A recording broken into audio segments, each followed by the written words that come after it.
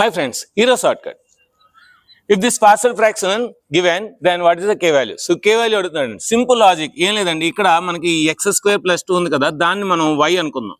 Let x² + 2 is equal to y. అప్పుడు మనకి x² ఏమవుతుందండి, y - 2 అవుతుంది.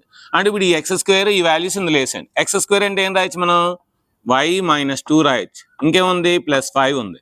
బై దీని ఏం రాయొచ్చు, y రాయొచ్చు. So y².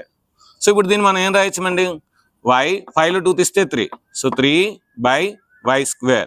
సో దీన్ని విడిగా రాయండి. So y/y² + 3/y². So y1 అంటే ఏమొచ్చింది మనకి, 1/y + 3/y² వచ్చింది. సో y అంటే ఏమనుకున్నాం మనం, x² అనుకున్నాం. సో అంటే 1/x² + 2 + 3/x² + 2 whole square. So అంటే ఇప్పుడు ఇది ఇలాగ ఉంది కదండి, 1/x² + 2 + k/x² + 2 హోల్ స్క్వేర్. అంటే k వాల్యూ ఎంత అండి, 3. సో అంటే 3 అనే వెంటనే 3 పెట్టకూడదు, ఎందుకంటే 3లో 2 ఉంది. 3 wrong. So option 2 is the right answer. ఎందుకంటే మనకు కావాల్సిన 3 ఆన్సర్ ఆప్షన్ 2లో ఉంది. సో ఇలాంటి లాజిక్ షార్ట్ కట్స్ కోసం మన ఛానల్ సబ్స్క్రైబ్ చేయండి, లైక్ చేయండి, షేర్ చేయండి. Thank you.